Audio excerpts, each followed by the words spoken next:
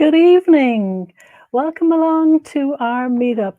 My name is Leslie and I'm your MC for this evening. And thanks to everyone for tuning in. We're just waiting for some more guests to join in on Facebook and YouTube and to make sure that everything is set up correctly. Just to let you know, this meetup has been organised as a joint WordPress Dublin and WordPress Belfast online meetup, and our team comprises of Philippe Sintra, Martin Kolarski, Mark Smallman, Colm Troy, myself and Judy Subod.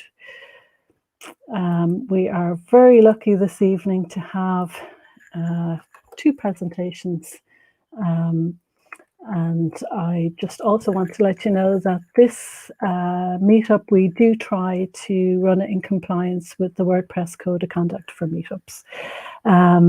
So as I said, not one but two presentations this evening on web stories and AMP on WordPress.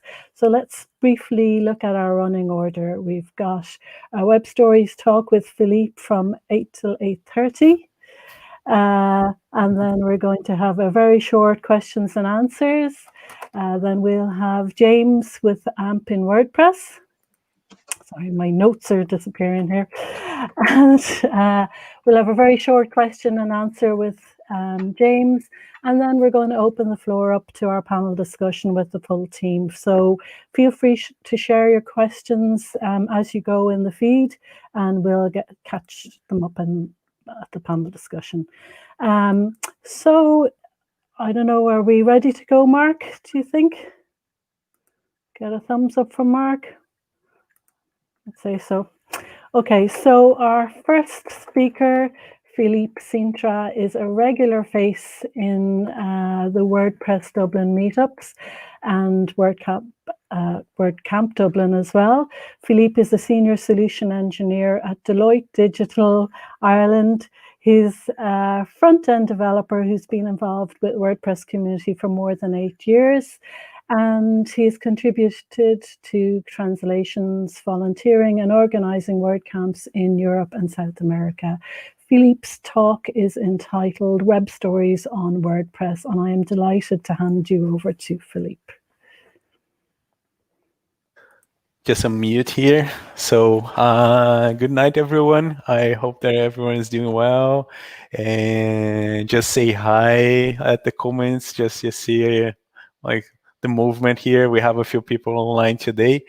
And so for today, we have two talks, as I already mentioned, and we're gonna talk now about web stories. I would just like let my screen ready, and let's see here. Just share my screen.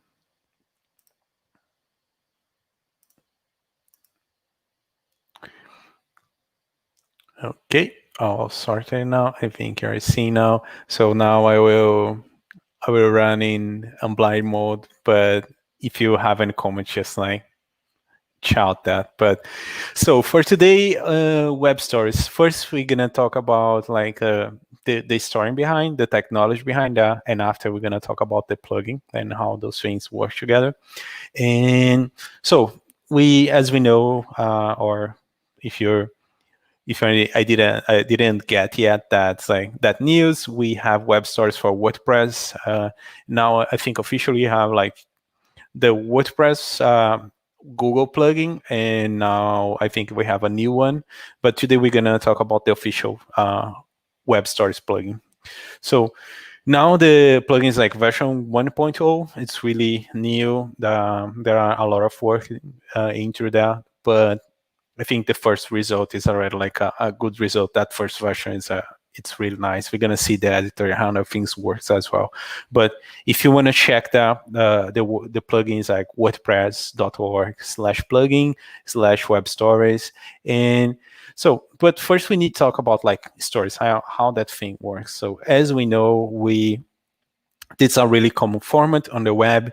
So it is kind of like a short content. When we record like 15 seconds and we put like text and we kind of like create interaction and we share between friends. So the first version that we have, there was like a Snapchat, and that we have that format like on our mobile phones, and after we have like Instagram with that, and after Facebook, and after we have stories on WhatsApp, LinkedIn. Like LinkedIn now, I think was the last week the release on Ireland. That was already like on Brazil and Netherlands. A few countries they were already using stories at LinkedIn, and even like we have like stories on Waze.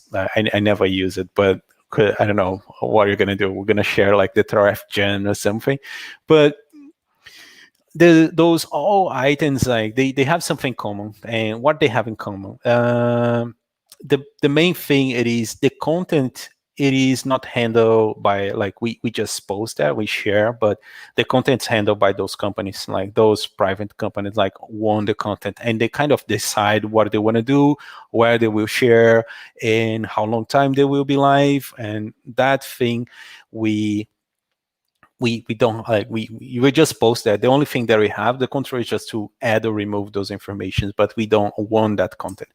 And the the reason for behind web stories like have that type of content on the web, on the open web, that everyone can use, everyone can share, and they will have the control over that content and can stay there like forever, as long you want. And another important things as well, we can also include links and add advertisement and kind of create like a income with those things. So we can also use like ads on those items. And here we have like a video, a short video. This is like I have screened my browser. This is in Chrome, and I was just like that's that web story. So and the behavior is the same as a normal stories. You tap to the left to come back, to the right to advance, and if you want to share, we just swipe, and the whole behavior that we're gonna have in those like the native app. And so web stories is not something new. We already have that. So previously, I think was the end of 2018, we have AMP stories. And AMP stories was inside the AMP umbrella. So there we are allowed to like coding and create like those AMP stories.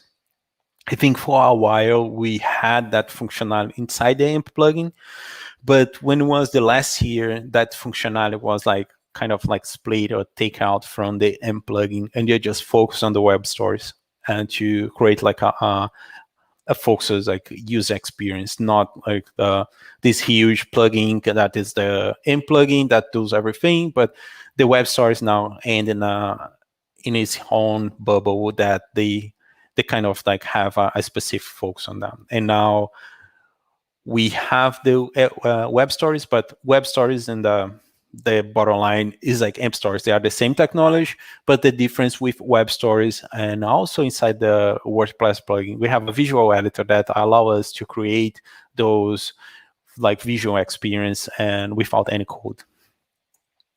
And if you want to learn more about AMP stories, there is a really good presentation about AMP stories and visual storytelling. And that presentation was made in 2019, was the Google I/O the previous year.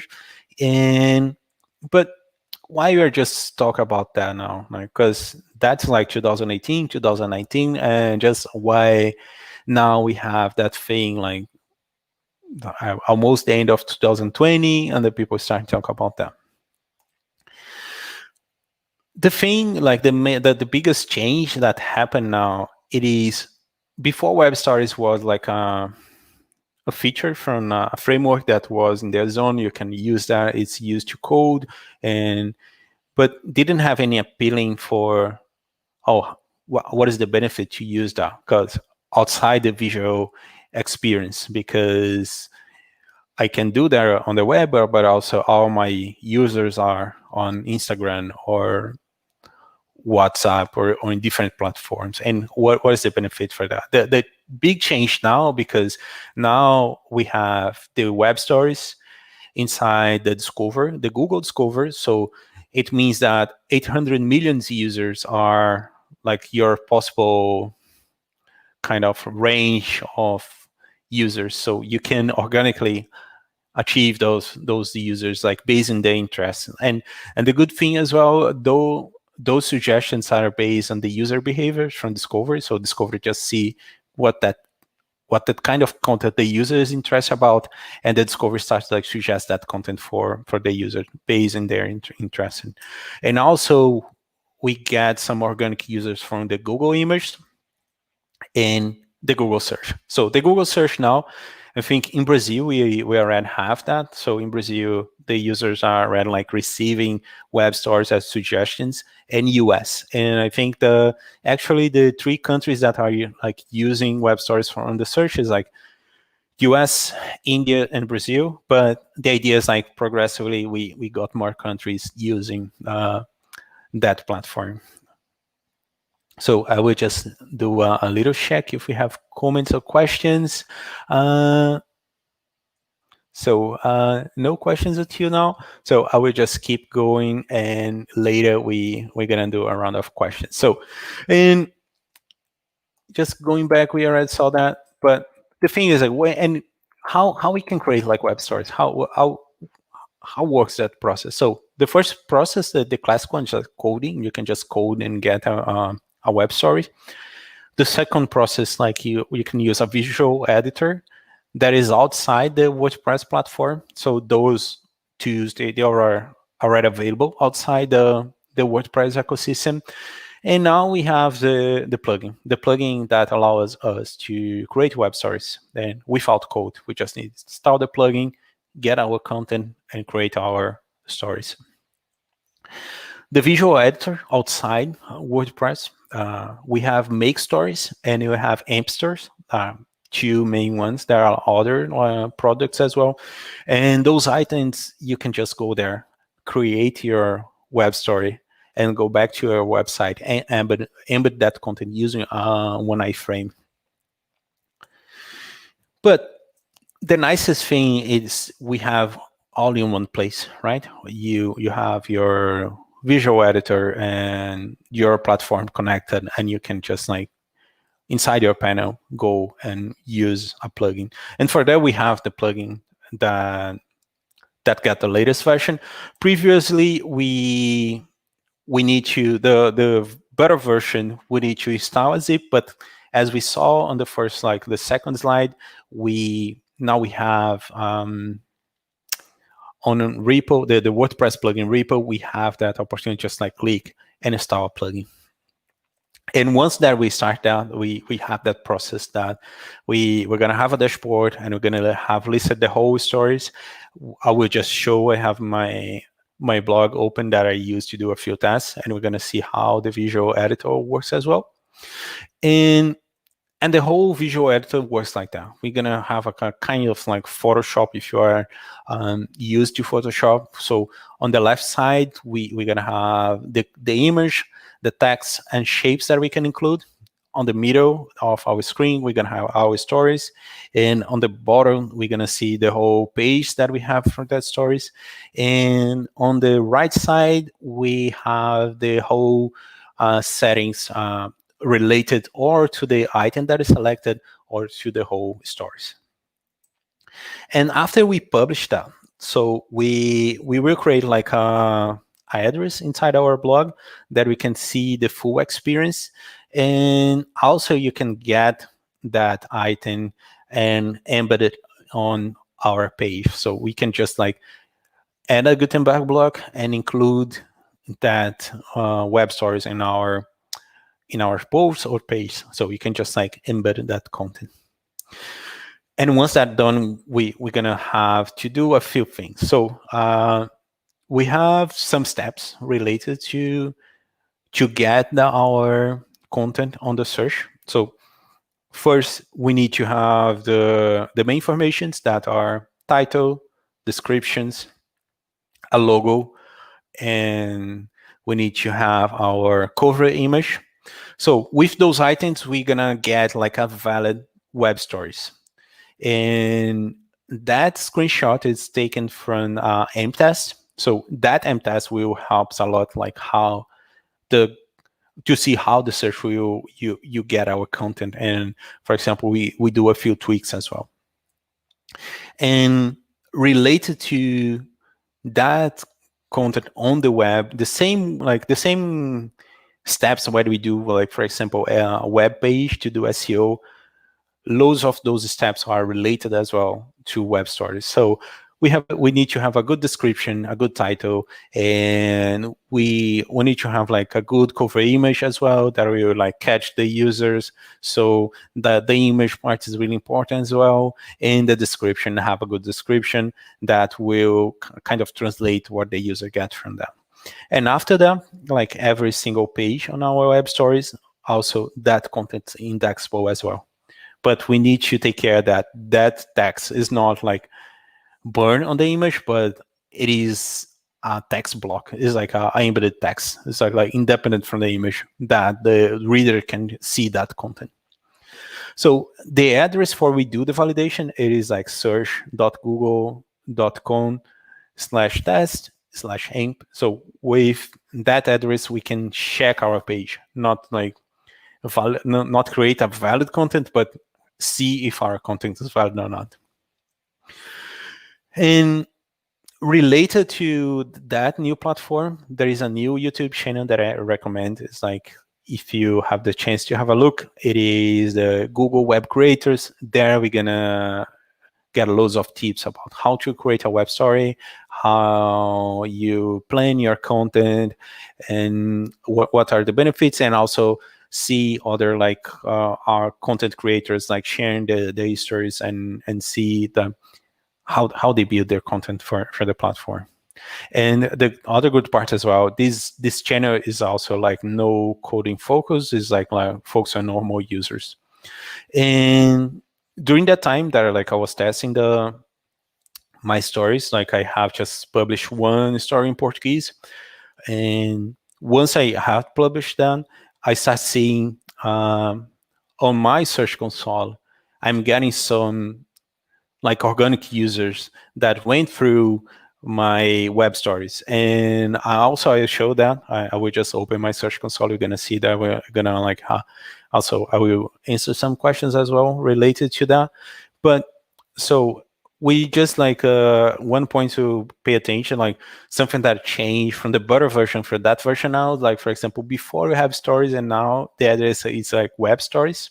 So if you have tested the butter version, probably that's one of the reasons that, for example, my graphic is like have a huge spike and after like slow down, a huge spike again and slow down, because at the time I was testing my web story, and also test the plugin, and I was like raising issues on GitHub to the plugin, and I was testing different plugins and taps different situations. I was like basically trying to crash the plugin, and that's why a few times that all of my organic results just gone, and that wasn't helpful to the search to the index part as well. But I got some, and I think that's already like happened, and that's a good point for we see as well related to web stories.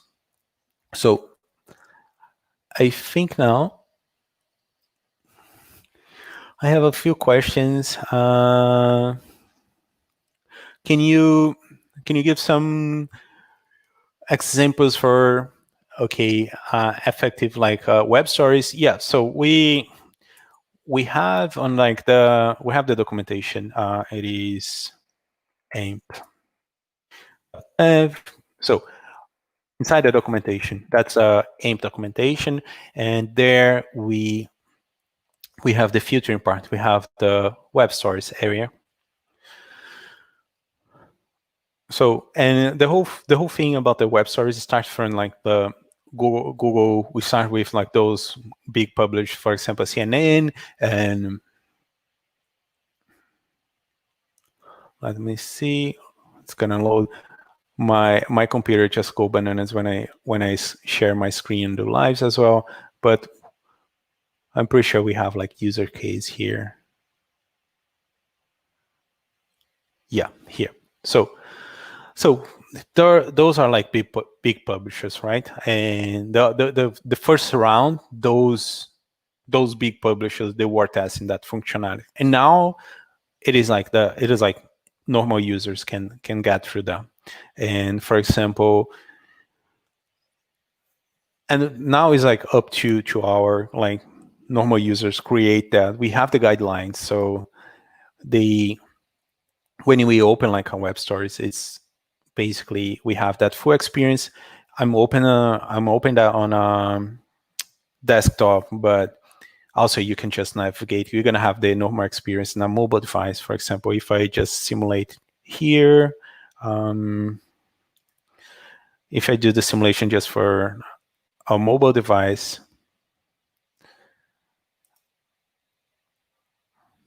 that will be the experience. I have my device and I just tap to pass the stories. And so as you can see, you have the image and all the text like detached from the image, and you have animations as well. We can do animations with that. And those are the big publishers now. But if you want to try it, if you want to test, it's like it is open. For example, that kind of content, I have my web stories here. And for example, I just did a small test, like, 5 steps. This is in Portuguese, but for example, I just did 5 steps to how to create like a web stories. And I have published that one. And that content is detached from the WordPress. So it means that you can do the test, won't affect your like main content. It's not something that will influence the way or the look of your page, will be external thing. And also it is detached from the AMP. You don't need to use AMP to use the web stories. So those two things are independent now. The web stories can be in a different umbrella. You don't need to move everything to AMP. You can just have your AMP stories there. And so I already have the plugin installed here. So the process, just add the plugin, search. I will share the address again to the plugin. But the visual editor, I will just open here.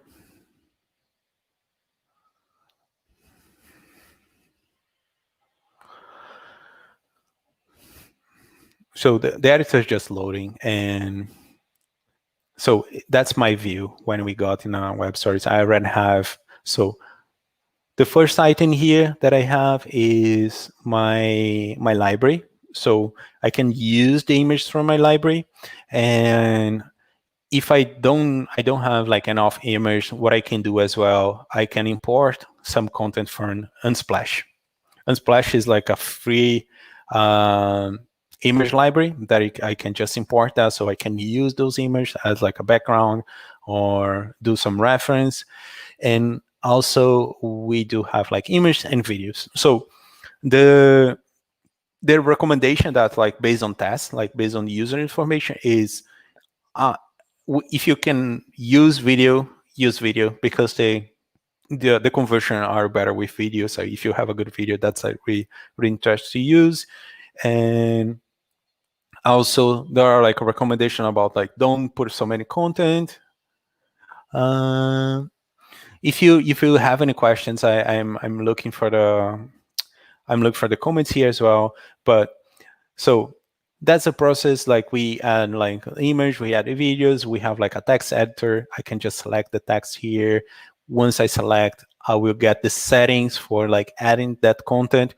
It is like a visual editor. I can just change the size.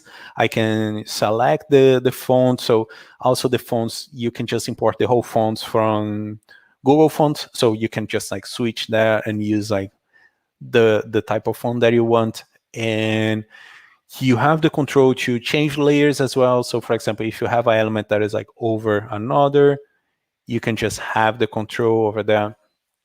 You can just switch like the elements between your screen. And so once that story is done, so the points that I have mentioned before that are really important are, one here is like the title. That's, you can change, but for example, here's like the piece that we're gonna see on the search. And we also need our logo for the editor and the cover image. So the cover image is I just use it here as an example, just for we see. For example, I put it like for I was like, was the intention like to do that to see the text on the image, how that's gonna behave, and like for example how that influenced like in the search, and we're gonna see why. And also we have like our permalink here, and so we have like things that will control like the transition between. So for example, I can select the way that that will progress. Like I I have my whole plugin in Portuguese now because I was doing the translation, but that like that's mainly like we main language will be in English. We're gonna have that in English, but and we can control like how long that story will be on. For example, each page will you land. So for example, I can just say here's like 7 seconds, or I can just like increase for 15, and that the whole page will acting like that. So for example, if I just update that time, and if we go to our web stories, we're gonna see the web stories like running. So that's my content, and as I mentioned, so that content will be online as long as I want. It's not something that will just land for 24 hours, or someone will control that. And I can share, and I can add links. For example, here I have a link for external page. So, and some situations like what's happening is like that link, it is like you need to have like a amount of users and followers to add a link, and I can put like as many links I want, like, but not like make something like over link it, but I can add a link per page and one ad per story. So I can include an ad, so I can also take like profit from those stories. Like, so it's my content, I can take some benefit from that. And we don't have issues like, for example, oh, link on the bio, like please, if you want to see more of that, go to the bio, click it. That's like add so many steps, when here's just like, oh, if you want to see the plugin, just go there and check that. So the last thing that I want to show is like how it works on the search.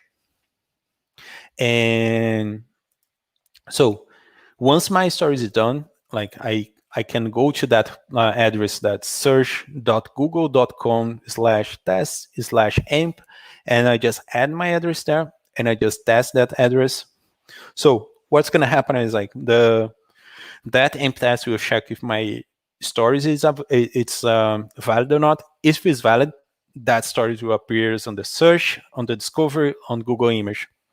So now it's just fetching that content.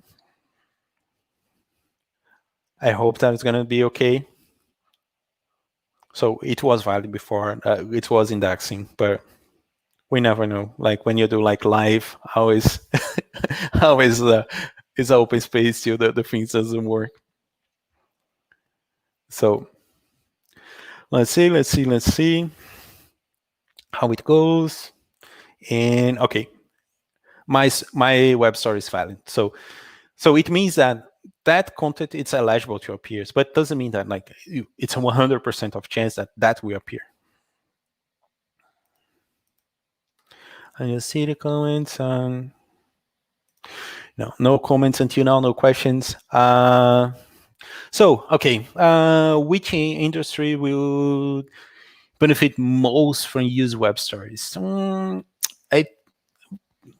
I think it's like, I think first like publishers, like for example blogs, and that also open like a new opportunity. That for example, for me, for example, before I had my blog, I have my posts, and I was like, oh, how can I make that content? How can I reuse that content? For example, on my tutorials, I just reuse the old content and bring to that new format. For example, kind of just like kind of recycling content, and it's a really specific like group, like developers and front end developers, but it is our like artists, it's our like people that like do videos, like, and people that create video content are, they will take the benefit from that. And for example, the tour, like now is a really bad time for like tourism, but for example, if you create a good web stories about like Ireland or about like Italy or Portugal, when someone search about that place, that web story will be on the search and will be on the discovery, like, and you're gonna get from that. So kind of like this is like organic thing that will change, and I think the end result will be like no one knows. I think that will be a huge shift for stories, like on my view, like.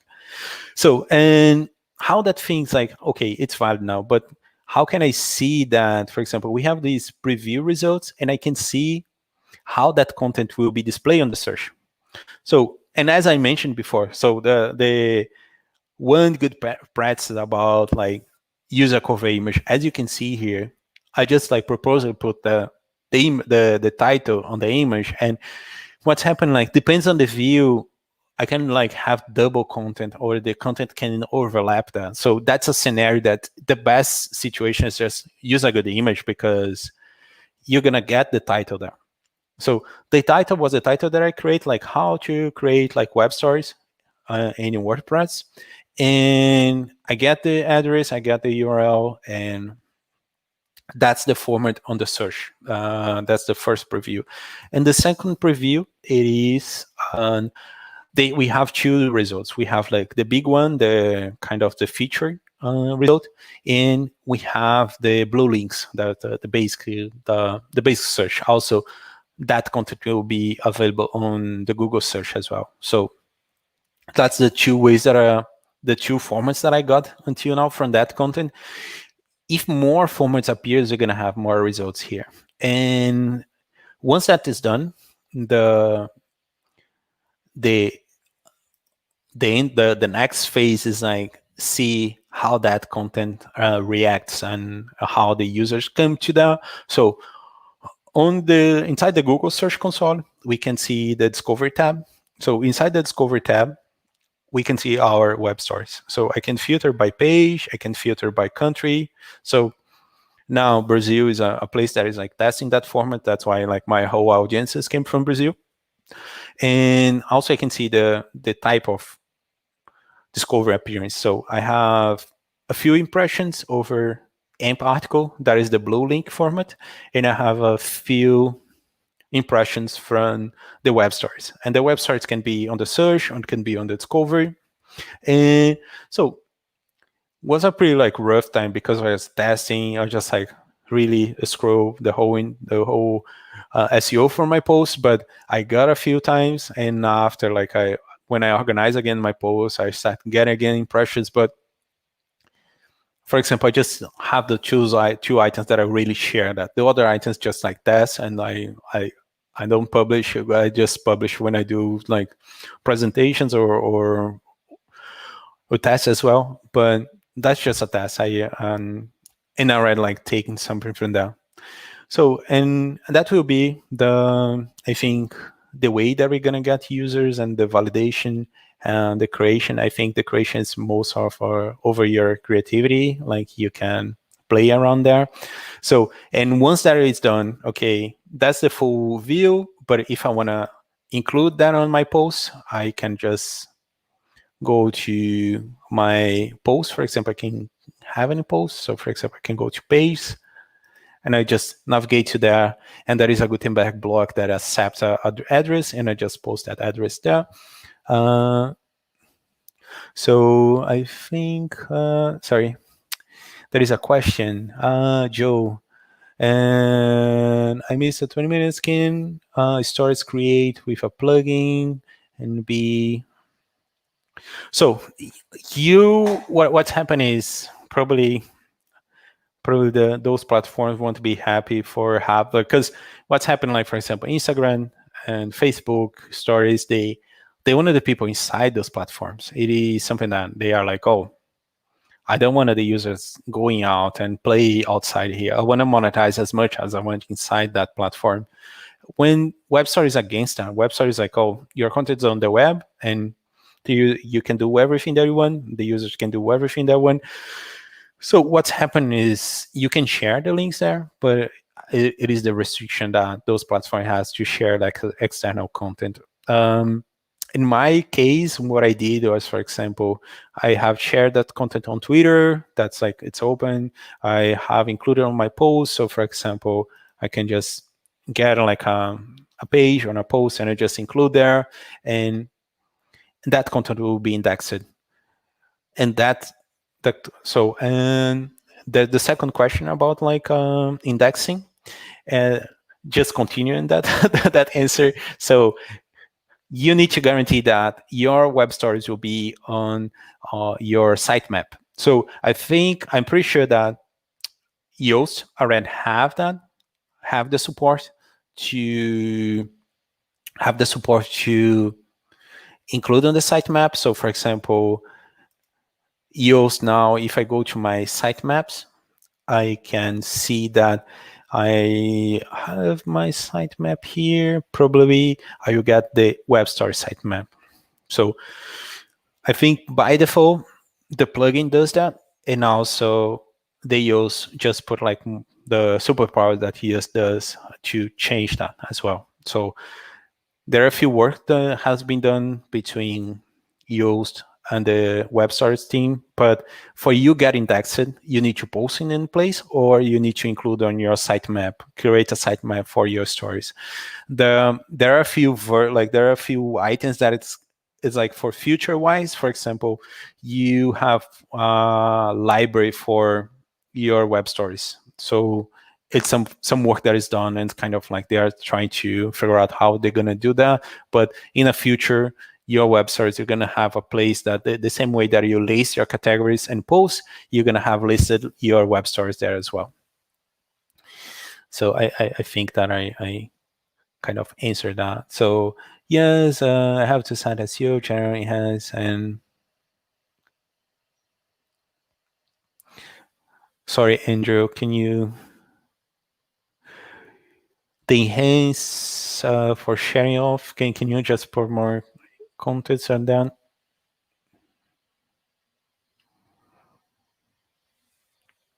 When you mean the SEO general enhancement is like Yoast, Andrew, or is inside the plugin? I'll just leave a few seconds to see if I can get feedback from Andrew. Okay. So if you have any questions, leave at the comments, and just I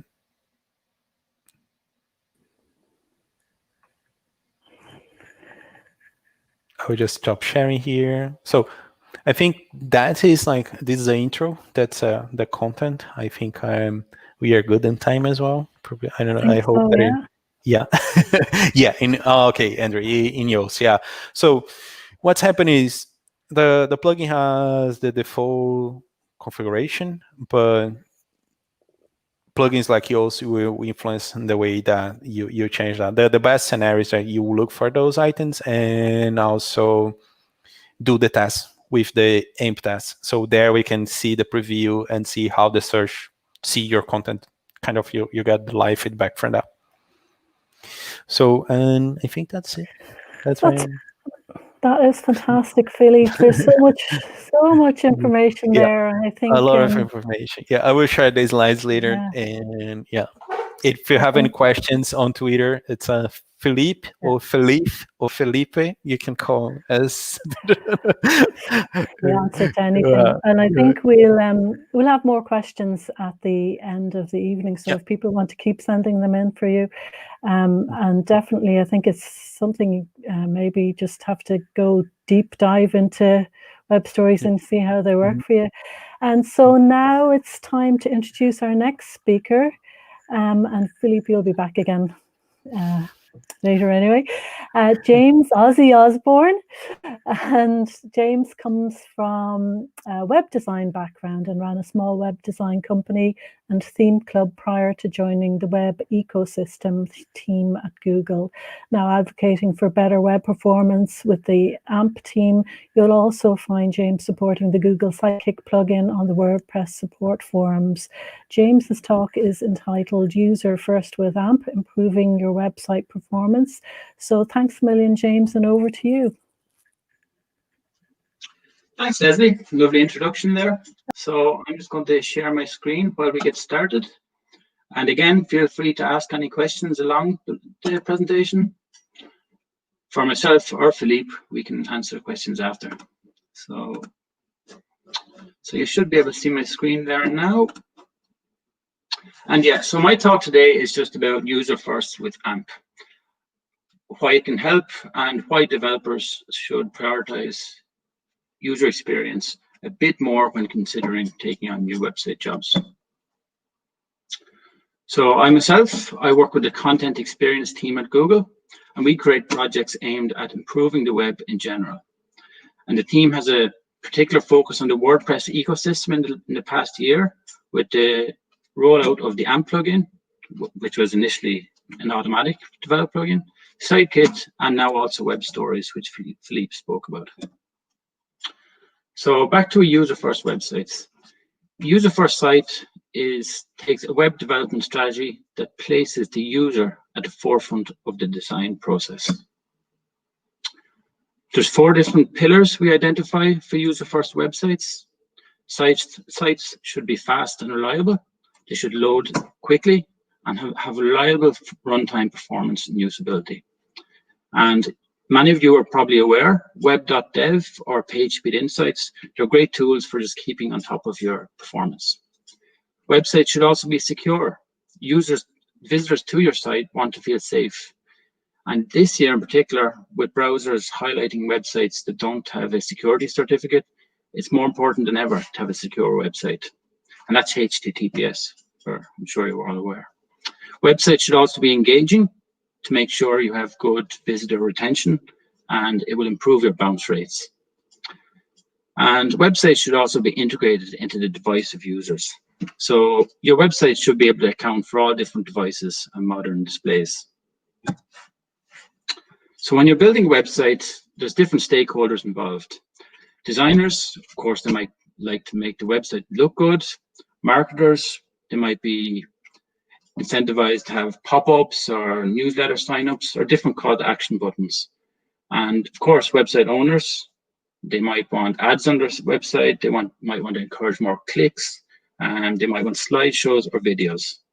So they're all important, but they don't always focus on the end user experience. So with that, there's different considerations users should always have in mind when building websites. Where are your audience based? Is your website promoting some local sports club, for example? You probably don't intend to have a huge audience globally. Whereas if you had a Premier League website, you'd expect a lot of visitors, not just from your local region. So in that case, you might want to make use of a CDN, the Content Delivery Network, to make sure your website loads just as fast in Australia as it does in Ireland. You also want to consider how they're accessing your content. Are they using a mobile phone? Are they using different display types? You also want to consider the experience. If you're using ads, are there too much pop-ups? Are they contributing to a high bounce rate? And you also might want to consider rich content. Are you using rich content? Do you have your structured data in line? So I'm sure with WordPress, we're lucky we have Yoast and lots of other plugins that make it a lot easier. That brings us to AMP. So AMP is, let's go back here. AMP is a web components framework, and it's designed to make user-first websites. AMP comes fully loaded with modern techniques and software engineering best practices out of the box. And when you use AMP, you're moving away from all the technical complexities like lazy loading and a lot of the different tools that some developers might not account for when building a usual website. And one thing as well I'd say with AMP is it's not just for mobile. So it's one of the questions we get a lot. Do with mobile. AMP isn't just for mobile, as you'll see the rest of the presentation. So AMP itself is built, it's just like regular HTML, only it's a superset of HTML. Instead of an image tag on AMP URLs, it's an AMP-image. AMP is built with just regular HTML, JavaScript, and CSS. When it comes to JavaScript, all AMP components are built using JavaScript, and the contributors can play their part. It's all open source. It's on GitHub, so feel free to jump on and help out. With CSS, there are some restrictions, just like JavaScript, and that's just for performance reasons. But in general, AMP is similar to HTML. The user experience with AMP vastly improved. AMP Cache, we'll talk about that in a moment. It works similar to a content delivery network. All AMP URLs, they have lazy loading built in by design. Obviously, we're lucky with WordPress. Images are lazy loaded with WordPress anyway, but all valid AMP documents are lazy loaded by default. Also with AMP, JavaScript is restricted for performance reasons. There's no inline styling, and all the images and content are statically defined so that it loads a lot faster with less calculations during the runtime process.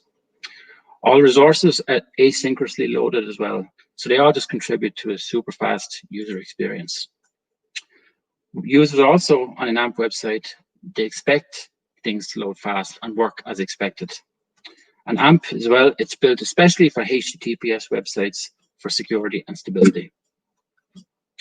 So for users who use AMP, there's lots of benefits from for owners as well. There's less server resources required with content served from cache. Owners also can get their websites featured on the top stories news carousels, such as Google Discover. Also on apps like Flipboard, Smart News, there's lots of other mediums that prioritize AMP content over regular content. Also with components, AMP components, you have a collection of ready-to-go features such as sliders, carousels. You don't even need to know JavaScript. There's a great component collection if you look on the amp.dev website. And there's also a playground, so you can test out the different components and see how they might apply to your WordPress website. Security and stability is at the forefront of all AMP websites. It's open source, so you can test it out yourself. If you have ads on your website, AMP ads, they work different to regular ads, and they just perform a lot better, a lot faster. And they're all sandboxed within iframes as well. So AMP Cache, I mentioned briefly previously. So all valid AMP documents are eligible to be served on AMP Cache. So similar to a CDN, if someone performs a search for your website on Google, for example, the first visit to that website might be served from AMP Cache, which means it could be served from the locust AMP delivery point. It means your website loads super fast, and all subsequent links, internal links, are not served from AMP Cache. So that's how it's a little bit different with regular content delivery network. But it's completely free, and it's one of the big benefits of AMP itself. And for users, we often get questions about users not wanting to use AMP Cache, or they might say they find their content isn't being updated as fast as they'd like. Soon we're bringing out an opt-out feature for AMP Cache as well. So AMP components, collection of ready-made JavaScript-based functionalities. And you can easily apply this to any website, in particular WordPress, because you don't need to call the AMP script each time. You just need to add the markup to the body of your WordPress site, and the components are ready to go. You can test out these components on the link you'll see there in the presentation. And I'd recommend everyone just tries out the playground, any of the components, and just see how they work. So it's just really useful, quick and easy features up and running without having to install plugins or code yourself. Basically, it's all pre-made, ready to go components. Also, if you learn components, you might be interested in AMP email. So AMP email allow these components to run inside the body of the email. And this means you can have features such as tabs or carousels or forms, sign-up forms within your email. So if you get to learn the components, again, you don't need to know JavaScript, but you can build really cool dynamic emails. And this feature is already part of Yahoo, Gmail, and Mail.ru, with lots of other email providers rolling out the release. But again, you'll find more on amp.dev, and it's just a good way to, it's just a good benefit of learning the components to be able to send these kind of emails. Also, AMP works in tandem with Gutenberg. All the core building blocks of Gutenberg are supported in AMP, so they'll function the same way as they do on your non-AMP on your AMP. And with some of the blocks, there's also enhanced features. If you have a gallery, for example, there's an AMP toggle so that you can make that gallery turn into a slideshow on mobile. So there's lots of additions there for some of the blocks, but all the Gutenberg core blocks do work in AMP. As well as that, Jetpack, most of the Jetpack blocks works, and there's lots of other kind of block packages that are compatible with AMP. So AMP as well, like I said, it just takes away the complexities. And for those who, obviously this is a WordPress talk, it's even easier because to implement AMP for lots of people, they might find it a little bit difficult, but with the plugin, the AMP official plugin on WordPress, it just makes adopting AMP a lot easier. It takes out all the hard parts. You don't have to convert your images to AMP images or convert any other HTML to AMP HTML. With the plugin, you have 3 different modes, and I'm sure some of you have tried the AMP plugin previously and haven't tested any of the recent versions. But previously, we only had what's known now as reader mode. It basically overwrit your default theme for your AMP URLs. But now we have 3 different modes. We're going to talk about them now, just so you understand each a little bit more without having to test yourself. So reader mode, it's just a simple introduction to AMP. And basically, this was the only mode we had previously, and it works independently of your active WordPress theme. So the appearance is just a basic look and feel, and it's basically to ensure that your content is AMP valid. With many themes featuring custom JavaScript, we brought out this theme just so that it's basic and it's AMP valid. It also handles any JavaScript errors or any non-AMP valid content by removing these features automatically, although users do have an option to keep or remove this. So the content types, for pages or posts or individual type templates, this was valid in AMP in reader mode. And with the new version of reader mode, you can even select a different theme so that all your content types are eligible to be served in AMP. Also, users of reader mode have AMP valid versions of posts and pages. So the URL structure with AMP, each AMP URL will end in /AMP or /AMP. And going forward, we're going to have the ability for users to change the URL structure. Transitional mode works best if you're using a theme that is AMP compatible. It means you have a regular version of your website that isn't changed, and you have an AMP version of your content. So when you have both versions, it works well, and search engines decide what version will be served to users. And it works well as well if you're planning to go fully AMP. Transitional mode can be good for testing out how your site works in AMP. Are you ready to go fully user first with AMP? With error reporting, the plugin highlights any non-compatible features, whether it's a JavaScript-based slideshow or you have some non-AMP valid ads. Basically, the plugin will list all these errors and allow you to choose a course of action. It allows you to remove them automatically on your AMP URLs only. But just bear in mind, when you use transitional mode, your non-AMP website isn't impacted. So it's just a great way of testing out AMP, and in particular if you're using a theme like Astra or any other compatible theme. So with standard mode means your website is 100% AMP. It's fully AMP. You don't have 2 different versions.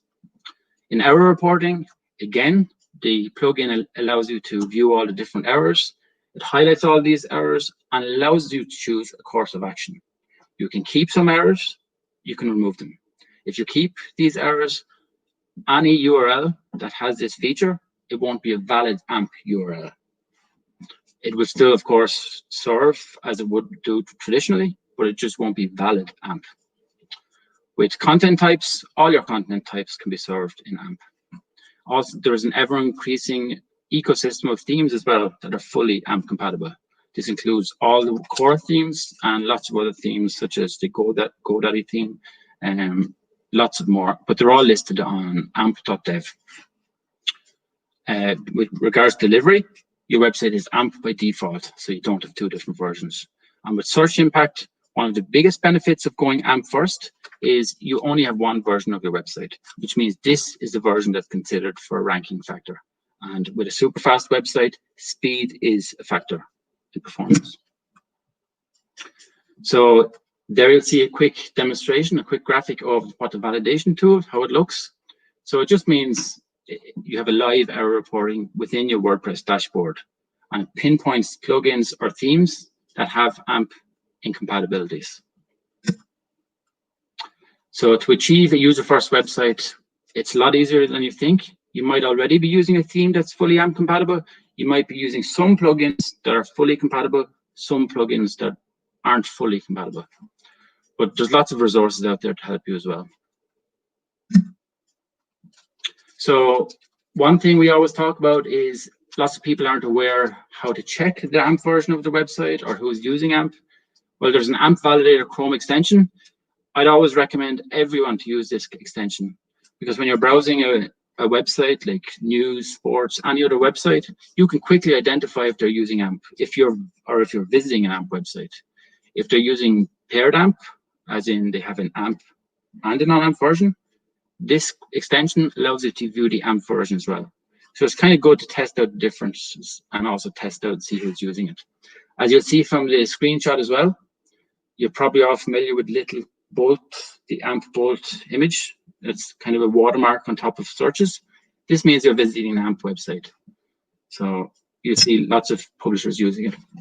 Here in Ireland, all the top news publishers use AMP. It's almost the same globally because it works super well with news content in particular.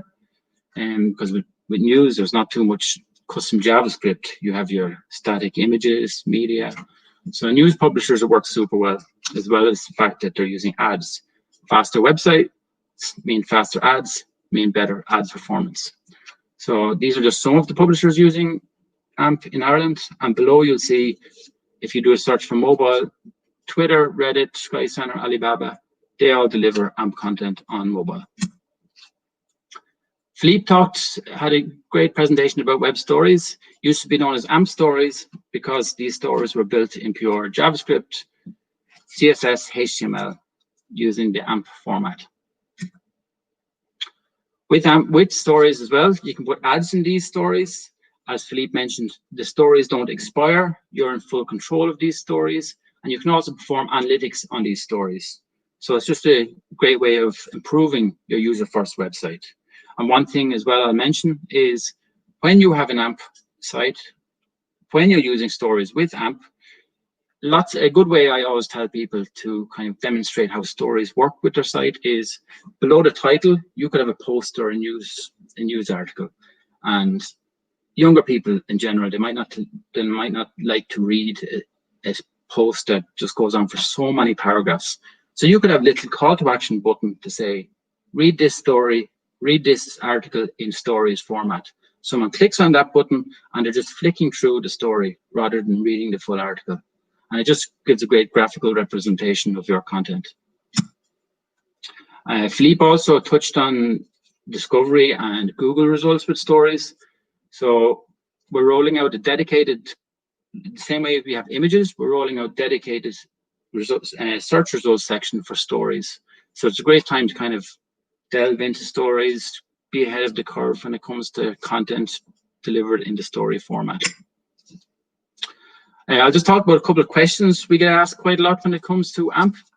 So is AMP compatible with WooCommerce? WooCommerce is not fully AMP compatible. That being said, there's lots of ways you can make it work with AMP.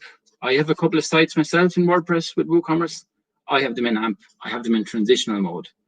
So some of the incompatibilities with WooCommerce are if you have a slideshow or if you have a kind of a image gallery with your WooCommerce products, that might not work by default in AMP. So in that case, it might take a little bit of programmatic work, but in general, most of the features in WooCommerce, the shopping cart, the add to cart, should work.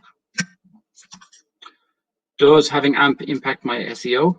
By default, AMP isn't a ranking factor on its own. But as I've mentioned, if you're using standard mode AMP, it means your website is AMP by default.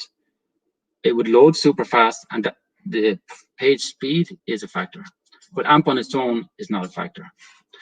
And if you look on the amp-wp.org website, we also added a blog post, because in the plugin, we have a mobile redirection feature. If you enable mobile redirection, that can give you a slight boost in performance. So I'm encountering a lot of validation errors. What can I do? On the website, we have a list of things or actions you can take if you do have a lot of validation errors. But in general, you can use the validation tool within the plugin and decide, is this important to me? Do I need this on my AMP URLs? And you can decide to keep or remove any of those highlighted errors. Just on the screen, you'll see some resources as well. amp.dev is a general AMP plugin website. The playground.amp.dev, super for testing out components and AMP content and checking whether your content is valid. We have our own plugin website, amp-wp.org. And if you happen to build a website with the plugin, share your website. We can probably get it listed. Also web.dev.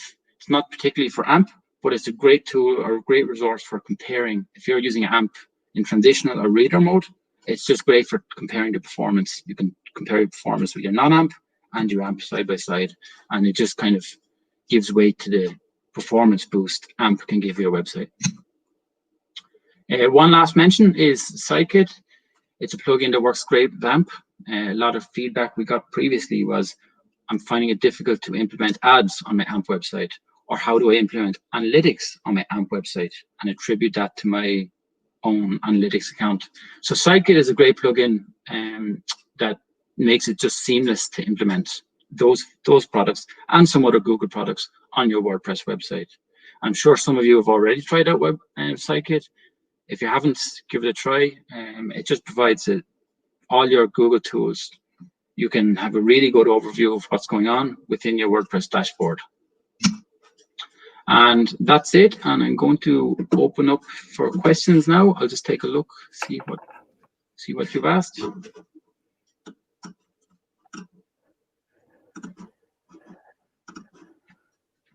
So, as AMP has its own cache, do you still have to use about caching, James? Yeah.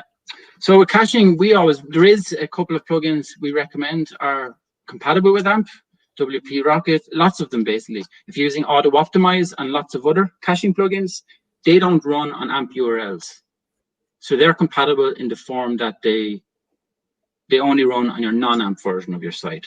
So it's certainly no problem. And some caching can even be applied to your AMP URLs as well. But we do have some documentation on the plugin website about that. So next question. How is WooCommerce support looking these days? Colin, are you referring to WooCommerce support with AMP or progress with AMP compatibility? We'll just move on to the next one. Google Tag Manager, great question. How does it work with AMP? Google Tag Manager. If you're using Google Tag Manager, you can have an AMP container and a web container. And the plugin I just mentioned, Sidekit, it ensures that your AMP container runs on your AMP URLs and your web container works on just on your regular non-AMP URLs. So yeah, Google Tag Manager, it doesn't have all the tags you would have in a non-AMP container, but most of the tags are there, and it works just as it does in non-AMP. How long does it take to update AMP pages in Google AMP Cache?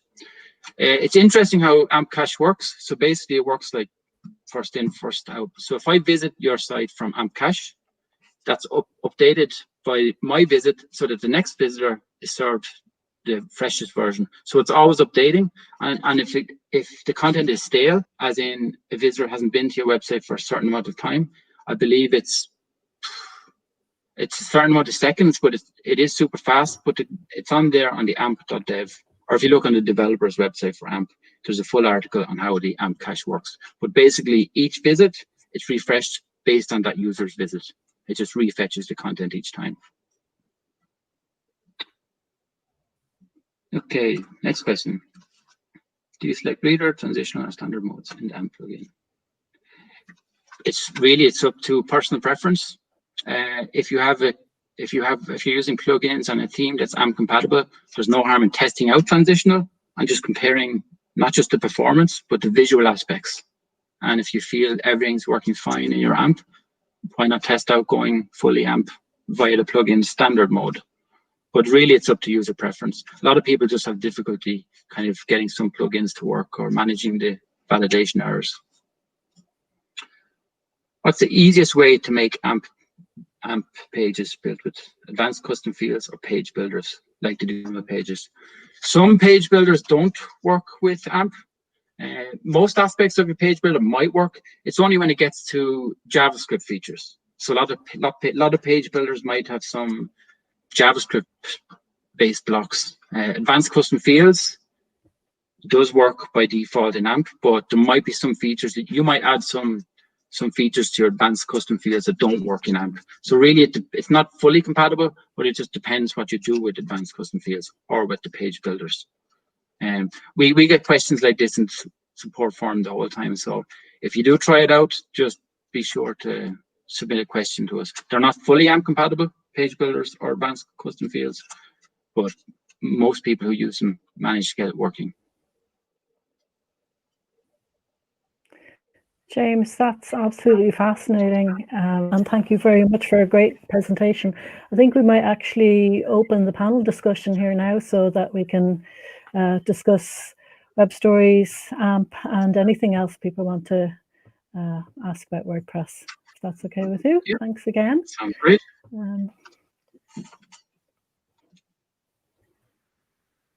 There's Philippe. The whole team joining. If by magic everybody appears again. Yeah, hello. Yeah. Hello. So yeah, it's a good night. Good night. It's nice to see everyone together. I don't think there's any more questions that's come in. If anybody does have a question, pop it into the comments either on YouTube or the Facebook, and we'll get them answered and on. I have a question. Is it okay to use the web stories to promote your long format posts, maybe products or services or some special offers that you have on your website, as an additional way to gain visibility in search for those products and offers? Yeah. So you really need to think about the way that the content works. So it is totally doable.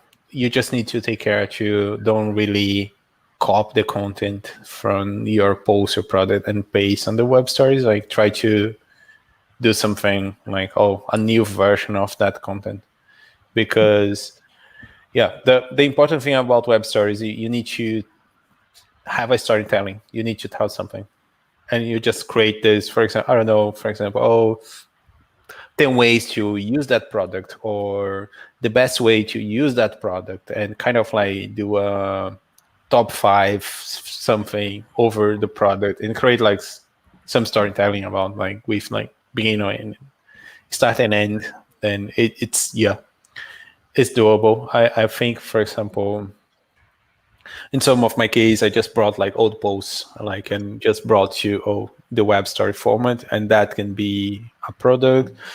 The only recommendation that there is on the search page, because there is the web stories documentation and there is the search web stories documentation, and the recommendation is don't be too much sales, because just think about the user.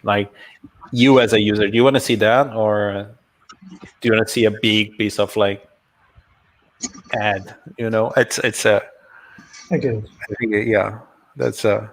So don't be too commercial. Don't be too commercial. Yeah, I think it's the same. Try to be personal and bring some value on that. If you bring value, everything's valid. Okay. Another question in the plugin of web stories. Are there any templates that will help you design the web story? Yeah, sure. Yeah, I just skip a few things, so it's just like, but the part that we see when I show my last web stories, there is a tab that you can see the templates and you can just reuse them. Kind of, oh, I don't have ideas, and you can just reuse some templates that are like based on like, for example, food or DUI. They have some themes, and you can just reuse and change them. And the other thing as well, you can also save your items, for example, your font style, and you reuse them. And I think someone mentioned about analytics. You have a tab that you can set up the analytics, and you can see on your analytics the things, and also you can do integrations with Sitekit as well. That's cool.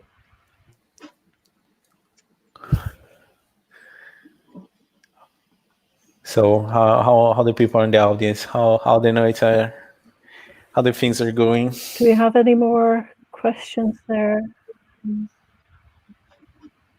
I'm not sure if James would be able to show us maybe an AMP plugin on the dev side. If you are able to do it. If you're not, that's fine.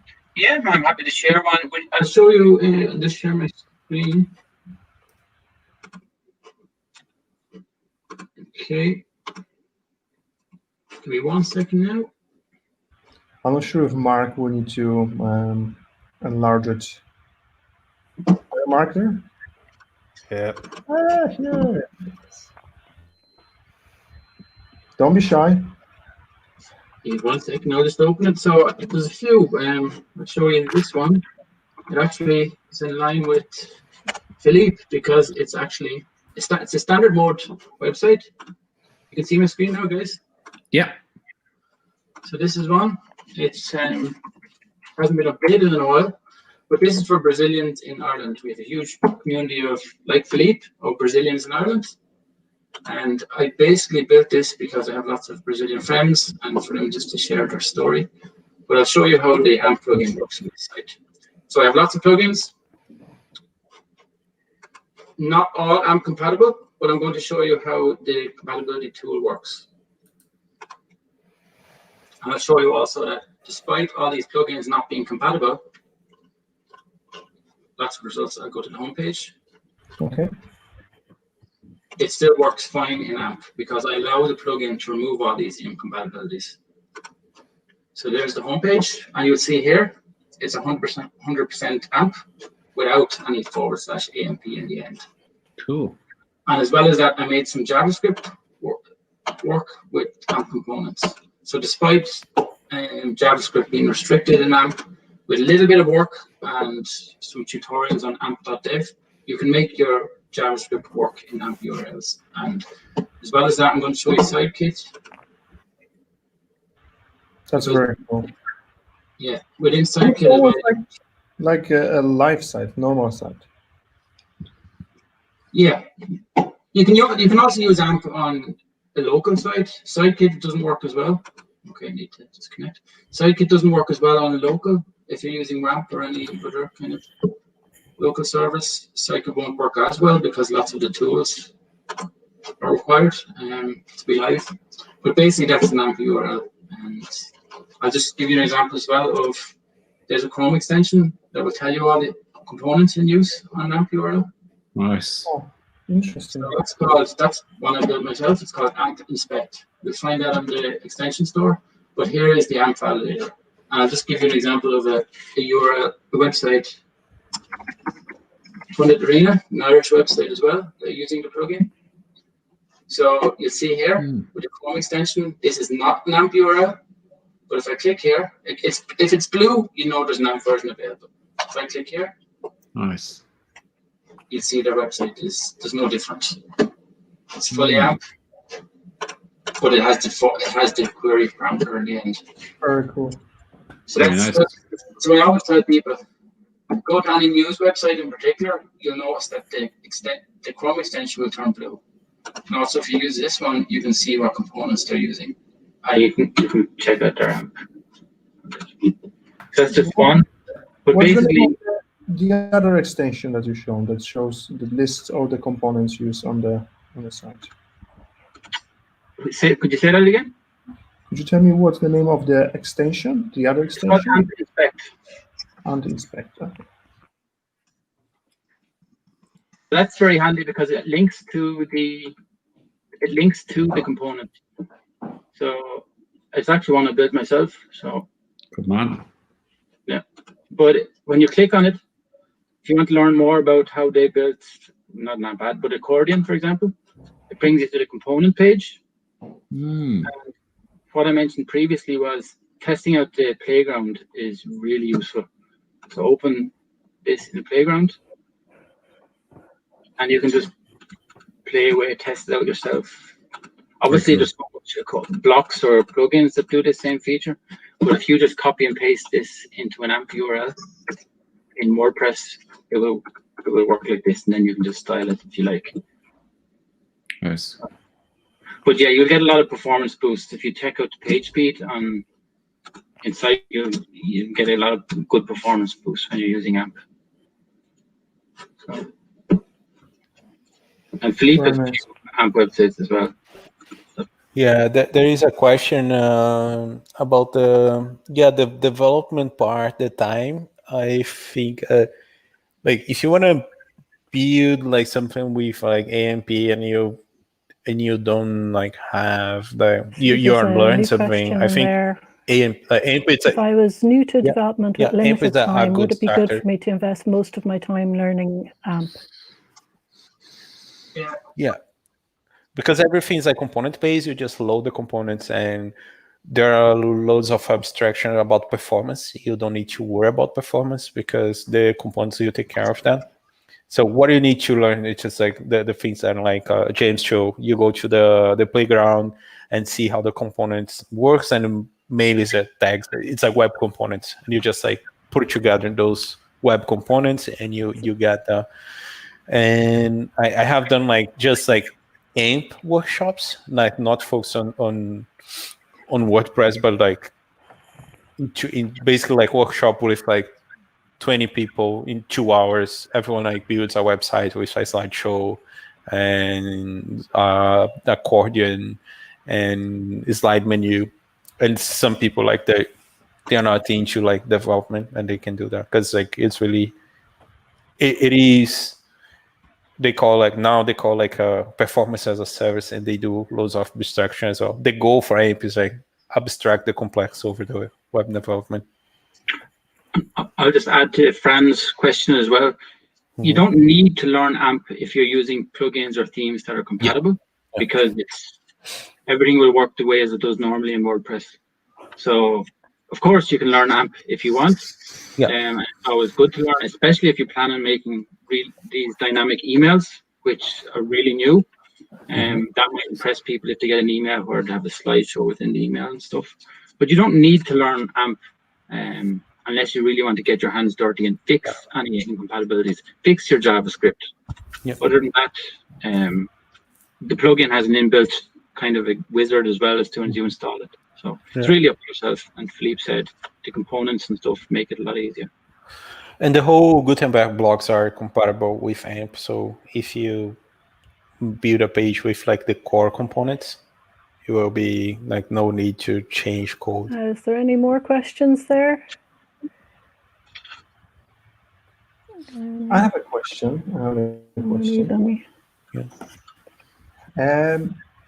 Okay, so I assume that if you build pages or posts with Gutenberg, and then you create an AMP page out of them, the content stays in sync between normal page and AMP page.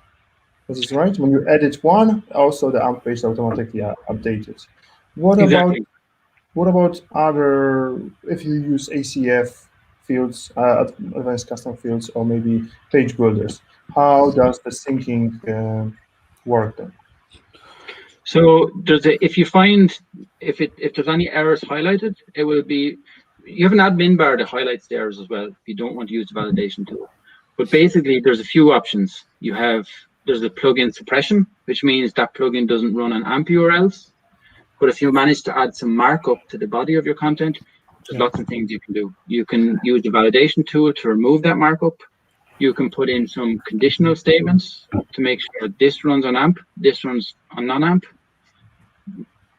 If you're not a developer, just use the plugin and remove that feature. Yeah, and just to complement that, on the development side, so if you want to build something with ACF, let's say you have the information, want to display that. So what you can do is, like, for example, you want to use, for example, I don't know, YouTube video. You want to embed that. So you can get the ID for the video. Definitely a race to get to get your web stories up, I'd say. Get there before the competitors. I think it'll be a good way to test out niche brands and stuff.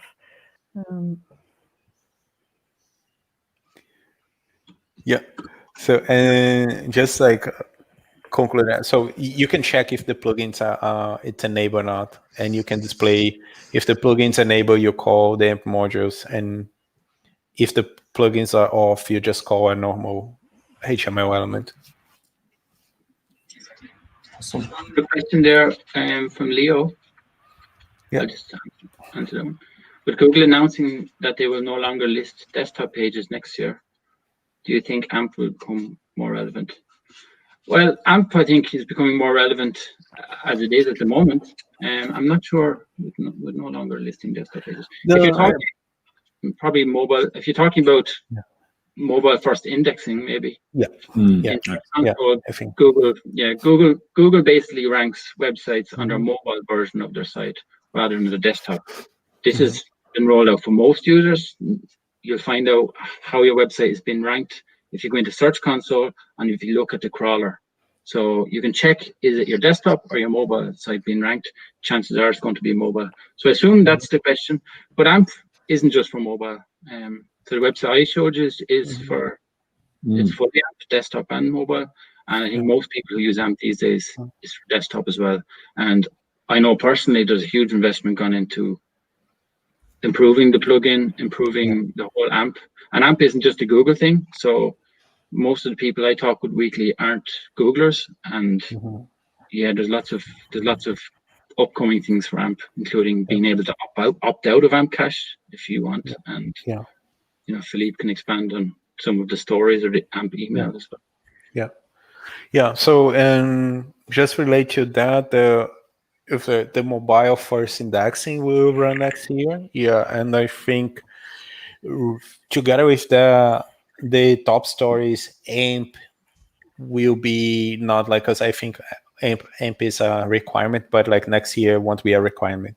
Your page needs to be really fast to be on the top stories. Like that's not a requirement, but the turning point is like to keep the page performing well, you need to watch that. The demands time, but if you don't have the time to keep like running those audits and like improve their website, AMP is like a good way that you just like you leave there and you're gonna use AMP. And the thing that the framework is updated like frequently. You don't need to update the plugin to update AMP, because AMP is just point to a CDN, and that CDN is like keep like getting updates and getting improvements. So the plugin parts on side and the frameworks on side, but the frameworks like keep like running. It's always a fresh version there, and you get the benefits from that as well.